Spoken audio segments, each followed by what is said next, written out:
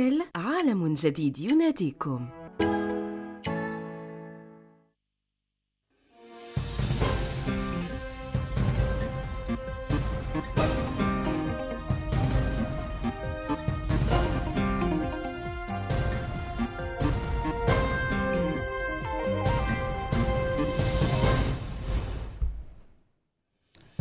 Lors d'une réunion du comité ministériel chargé de la préparation de la rentrée scolaire, le Premier ministre passe en revue les préparatifs de la rentrée 2025-2026. Dans un communiqué publié aujourd'hui, le ministère de l'Intérieur et de la décentralisation déplore le manque d'objectivité du dernier rapport du Human Rights Watch sur la protection des migrants chez nous. Le ministère de l'Agriculture lance un atelier de validation du rapport du programme régional sur les axes stratégiques pour le renforcement de la sécurité alimentaire et de la résilience dans les pays du Sahel. Le développement, c'est dans une poignée de secondes.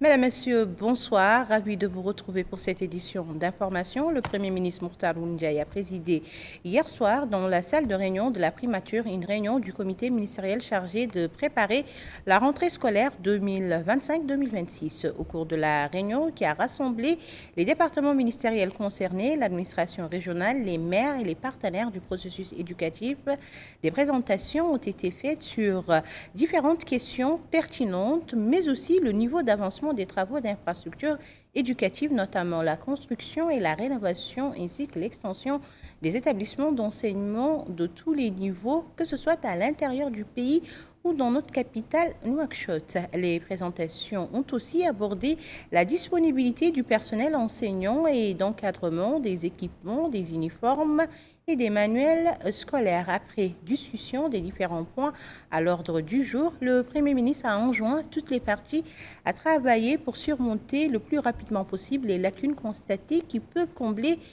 pourront être comblées avant l'ouverture de l'année scolaire en cours. Il a également exhorté tous les intervenants de présenter un bilan exhaustif des travaux, chacun en ce qui le concerne, lors de la prochaine réunion qui a été fixée au jeudi 11 septembre 2025.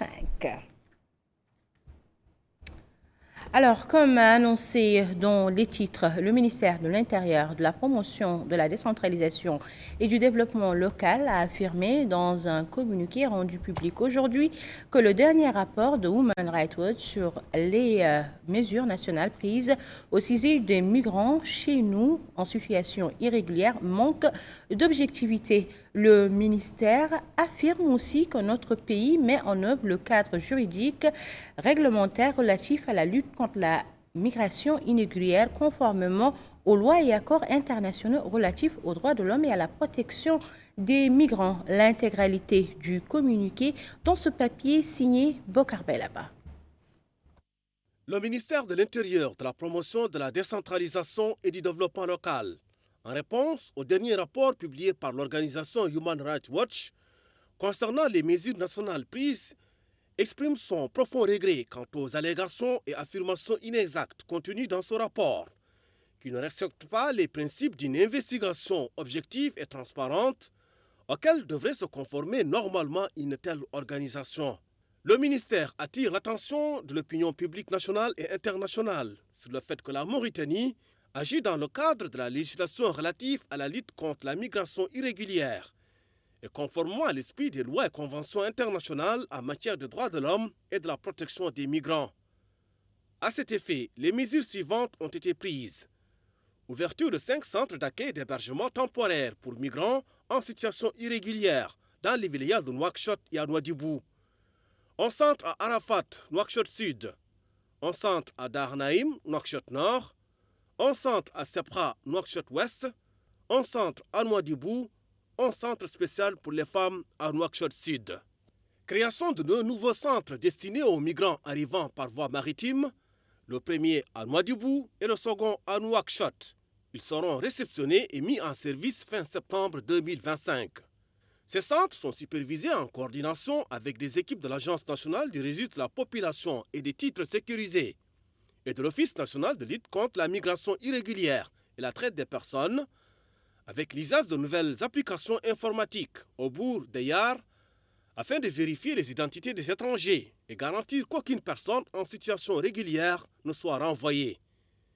Ces centres ont été équipés de moyens nécessaires: eau potable, électricité, points de santé dotés de personnel médical et de médicaments, ambulances, équipements et moyens de subsistance, moyens de transport climatisés et autobus neufs, en plus des unités de sécurité pour l'escorte jusqu'au point frontalier. Afin d'assurer une plus grande transparence, ces centres ont été ouverts aux visites de ministres des Affaires étrangères, d'ambassadeurs, de consuls, des chefs de communautés des pays frères ainsi qu'aux présidents de communautés étrangères qui ont souhaité s'inquiéter de la situation à l'intérieur de ces centres. Ils ont tous exprimé leur grande satisfaction. Par ailleurs, des instances nationales telles que la Commission nationale des droits de l'homme, l'Office national de la femme et de la fille et la Commission nationale de lutte contre la torture ont également effectué des visites et ont exprimé leur satisfaction quant au respect des droits de l'homme et la gestion conformément aux droits de toutes les étapes du processus. Aucun des étrangers concernés n'a présenté de preuves établissant qu'il se trouvait en situation régulière ou qu'il ait été victime de torture, de harcèlement ou d'humiliation de la part des autorités mauritaniennes, ni qu'il ait été privé de ses biens au moment du départ. Des registres ont été ouverts dans chaque centre afin de s'assurer par la signature de chaque personne qu'elle a bénéficié de tous ses droits et qu'elle n'a subi aucune humiliation ni torture avant son départ vers son pays. Dans le cadre des efforts nationaux et internationaux visant à lutter contre la migration irrégulière liée à la traite des êtres humains, les résultats obtenus jusqu'à présent sont les suivants: démantèlement de réseaux impliqués dans le trafic de migrants et la traite des êtres humains et déferment de leurs auteurs devant la justice, mise en échec de centaines de tentatives de migration irrégulière et arrestation de dizaines de personnes ayant tenté de voyager avec de faux documents ou de fausses identités, sauvetage de plusieurs milliers de migrants en situation irrégulière provenant de pays amis et voisins qui étaient exposés à un danger de mort certain en raison des conditions de navigation à travers l'océan ainsi qu'à cause des naufrages. En outre, il a été procédé à l'enterrement d'environ 900 corps humains rejetés par la mer. Dans ce même contexte, il convient de souligner le rôle majeur joué par les gardes-côtes qui ont à chaque fois apporté secours et hébergé les migrants en détresse après la panne de leurs embarcations. Le dernier incident remonte à l'aube du 27 août 2025 au niveau de l'arrondissement de Hajrat, où plusieurs dizaines de migrants ont été secourus, tandis que des dizaines de corps ont été repêchés et pris en charge et que les recherches se poursuivent encore aujourd'hui pour retrouver les autres victimes. La Mauritanie est également le seul pays de la région à avoir ouvert des centres d'accueil pour réfugiés depuis l'année 1991 à Merra, sur la frontière avec le Mali, qui accueille aujourd'hui 153 000 réfugiés maliens, tenant compte des conditions humanitaires auxquelles est confrontée la région. A noter que le nombre total de réfugiés dans toute la zone a atteint environ 300 000 migrants.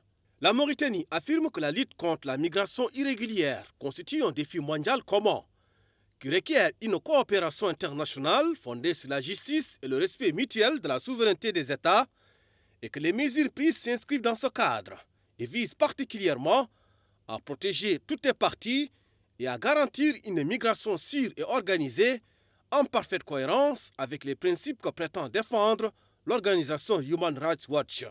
Il aurait été plus judicieux et plus équitable que toutes les organisations et instances concernées, et en particulier Human Rights Watch, reconnaissent les efforts entrepris par la Mauritanie dont elles en ont une parfaite connaissance, grâce aux nombreuses opportunités dont elles disposent pour faire face aux vagues de migration irrégulière et de traite des êtres humains auxquelles le pays est confronté, dans un contexte marqué par la fermeture des voies traditionnelles en Afrique du Nord et en Méditerranée, et le passage de flux migratoires de divers pays d'Afrique, d'Asie et d'Amérique latine à travers notre territoire en direction de l'inconnu. La Mauritanie reste ouverte à toute partie officielle désireuse de constater les mesures légales mises en place dans le domaine de la gestion de la migration irrégulière, conformément à son système légal et éthique comme c'est le cas dans le reste du monde. Par ailleurs, il y a lieu de rappeler la nécessaire prise en considération des réponses du gouvernement formulées Le 16 juillet 2025, en réponse au courrier de l'organisation Human Rights Watch du 1er juillet 2025. En conclusion, la Mauritanie réaffirme son engagement constant en faveur des droits de l'homme et de la coopération constructive avec ses partenaires, dans le respect mutuel, tout en rejetant toute allégation ou tout rapport dénié d'objectivité et de crédibilité et s'inscrivant en porte-à-faux par rapport aux données factuelles sur le terrain. Les travaux d'une réunion de haut niveau pour la validation du rapport mi-parcours du programme régional des filières stratégiques pour l'amélioration de la sécurité alimentaire et l'appui à la résilience et au développement commercial dont les pays du Sahel ont débuté aujourd'hui dans la capitale. La réunion est organisée par le ministère de l'Agriculture et de la Souveraineté alimentaire en collaboration avec l'Organisation arabe pour le développement agricole AODA, le SILS et la Banque arabe pour le développement économique. Plus de précisions dans ce récit de Yogi Ova. Nouakchott au cœur d'une stratégie régionale pour la sécurité alimentaire du Sahel. Notre capitale a abrité aujourd'hui une réunion de haut niveau consacrée au rapport intérimaire du programme régional visant à renforcer la sécurité alimentaire, la résilience et le commerce dans les pays du Sahel. Dans son discours, le ministre de l'Agriculture et la Souveraineté alimentaire, Mamoul Bobote, a rappelé les défis auxquels la région est confrontée. Désertification, rareté de l'eau, fragilité des sols, tout en soulignant les avancées nationales, notamment vers l'autosuffisance en riz et le sort du maraîchage. Grâce à l'impulsion du président de la République, M. Mohamed El-Cheikh Al-Ghazouani. Le directeur général de l'Organisation arabe pour le développement agricole, Ibrahim El-Doukhouri, a assuré de la disponibilité de son institution à accompagner ce programme, en insistant sur la nécessité de répondre aux chocs climatiques répétés, sécheresses, inondations et désertification qui pèsent lourdement sur les populations sahéliennes. Le représentant de la Banque arabe pour le développement économique en Afrique, Hatem El-Jabiri, a réaffirmé l'engagement de son institution à soutenir la région, citant les financements déjà mobilisés au Niger, au Tchad et au Mali. De son côté, le secrétaire exécutif du SILS, Abdallahi Mohamedou, a salué la coopération étroite entre son organisation et les partenaires financiers et techniques, qui a permis la préparation de nombreux programmes au service des populations. Le ministère de l'Environnement et du Développement durable a achevé aujourd'hui sa campagne de plantation d'arbres dans la commune de Ouadénaga. Le département a intégré la technologie à cette campagne pour planter des centaines d'hectares d'arbres fruitiers et des fixateurs de sable. Bokar Baylaba nous en dit plus. Agissons pour une Mauritanie verte, tel était le slogan de la Semaine nationale de l'arbre. L'objectif était d'attirer l'attention sur les efforts considérables déployés dans le domaine de la préservation de la nature, de la restauration des terres et de la conservation de la biodiversité, en accordant une attention particulière au rôle des arbres dans la lutte contre les défis environnementaux et climatiques. Parmi les acteurs majeurs de cette stratégie, il y a l'Agence nationale de la Grande Muraille Verte, qui s'est illustrée par son programme de reboisement et d'ensemencement direct pour l'année 2025, qui a atteint 500 hectares de reboisement et d'autres zones ayant fait l'objet d'ensemencement. Le conseil juridique au ministère de l'Environnement et du Développement durable, Salahaddin Mohamed Abbas, a souligné les résultats de plantation d'arbres qui ont été probants, expression des efforts inlassables de l'Agence nationale de la Grande Muraille Verte dans la restauration des écosystèmes dégradés et dans la préservation de la biodiversité. Le directeur général de l'Agence nationale pour la Grande Muraille Verte, Sid Ahmed El-Eli, a indiqué que l'objectif a quasiment été atteint. Et il a déclaré que rien n'a été laissé au hasard pour assurer un développement durable et renforcer la résilience des communautés vulnérables face au changement climatique. Il a indiqué que ces efforts reflètent la volonté des hautes autorités du pays de concrétiser le slogan de la Semaine nationale de l'arbre à travers un déploiement technique adapté. A noter que le ministère de l'Environnement et du Développement durable a élaboré un programme de reboisement avec ses délégations régionales qui disposent de pépinières dont les capacités de production sont variables. Le directeur de cabinet du ministre délégué auprès du ministère de l'Intérieur et de la promotion de la décentralisation et du développement local, chargé de la décentralisation, M. Hamza Oulamar, a supervisé à la Maison des Jeunes de Toujinine l'inauguration d'un ensemble de projets de développement vitaux dans les wilayas de Nouakchott, du Brakna et de l'Assaba. Quels sont les objectifs de ces projets? Élément de réponse dans ce reportage de Yogi Haova. À Nouakchott, un nouvel élan pour le développement local. Le directeur de cabinet du ministre délégué auprès du ministre de l'Intérieur, chargé de la décentralisation et du développement local, M. Hamza Oulamar, a inauguré vendredi à la Maison des Jeunes de Toujounine une série de projets de développement couvrant Nouakchott, le Brakna et l'Assaba. Issus d'un partenariat entre le ministère délégué et Qatar Charity, ces projets comprennent 50 initiatives de renforcement économique à Nouakchott, la construction de 21 mosquées à l'Assaba, ainsi que la pose de la première pierre d'un centre multiservice à Kiva. D'autres actions visent la sécurité alimentaire, telles que la distribution de bétail et la création d'une banque de céréales au Brakna. Dans son intervention, le directeur de cabinet a souligné que ce programme, financé à hauteur de 70 millions MRI, s'inscrit dans la dynamique de développement de proximité voulue par le président de la République, M. Mohamed El-Cheikh Al-Qazouani. Le maire de Toujounine, Ahmed Salim Moulfilali, a salué la mise en œuvre de projets appelés à améliorer sensiblement les conditions de vie des habitants, tandis que le représentant de Qatar Charity en Mauritanie, Omar Abdelaziz, a insisté sur l'importance d'une coordination étroite avec les autorités afin d'en garantir la pérennité. La première édition de la Coupe de handball de la commune d'Elmina a débuté hier soir, un tournoi qui est organisé par l'Académie nationale pour la promotion du handball en coopération avec la Fédération mauritanienne de handball. Justement, écoutons à ce propos les impressions de M. Medoun Adama Diop, il est le président de la Fédération de handball. Le premier tournoi doté de la Coupe du maire de Elmina, qui est organisé par l'association, ça veut dire l'Académie pour le développement du handball mauritanien en collaboration avec la Fédération de handball de la République islamique de Mauritanie. Nous commençons, c'est un début et nous croyons que de toute façon que nous allons continuer à collaborer avec la mairie de Elmina parce que le maire ne ménage aucun effort pour le développement de la jeunesse. Il participe activement au développement de la jeunesse et donc ça c'est vraiment ce qu'on recherche pour les élus.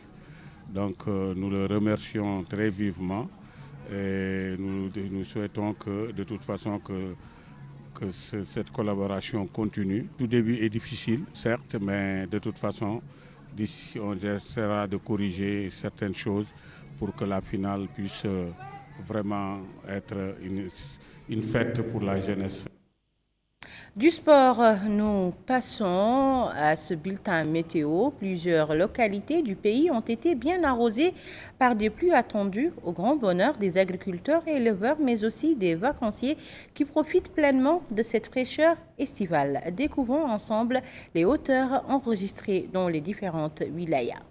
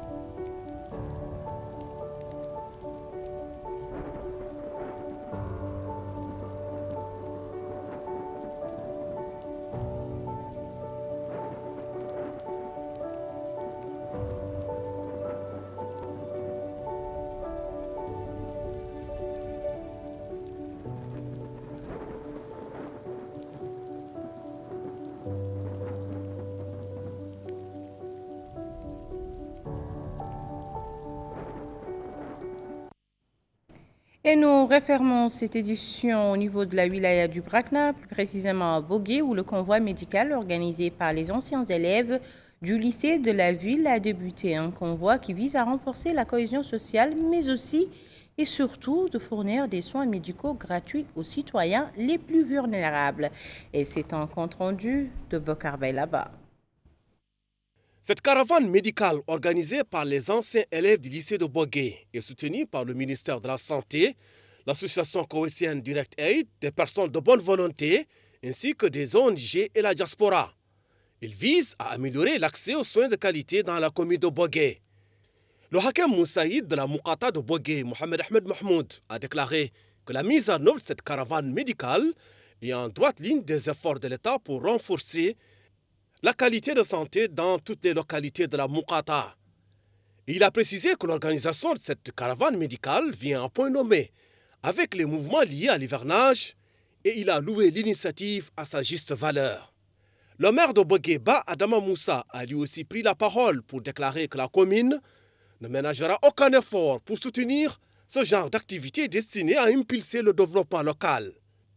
Et il a salué les efforts déployés par le ministère de la Santé, les autorités locales, ainsi que la diaspora dans l'organisation de cette caravane.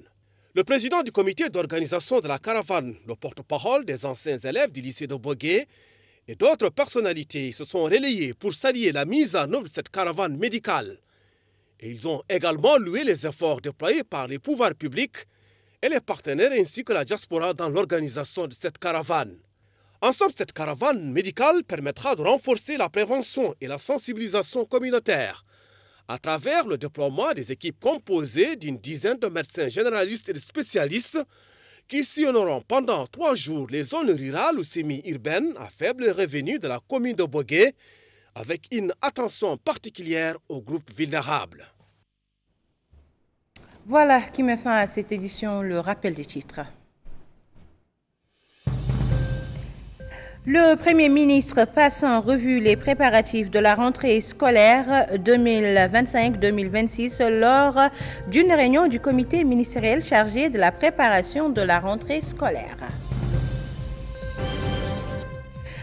Dans un communiqué rendu public aujourd'hui, le ministère de l'Intérieur et de la décentralisation dénonce le rapport de Human Rights Watch qui manque d'objectivité selon le rapport concernant les efforts déployés par notre pays pour la protection des migrants. Dans ce journal, vous avez aussi suivi le lancement de cet atelier de validation du rapport mi-parcours du programme régional des axes stratégiques pour le renforcement de la sécurité alimentaire et de la résilience dans les pays du Sahel. C'était ce matin et c'était présidé par le ministre de l'Agriculture et de la Souveraineté alimentaire.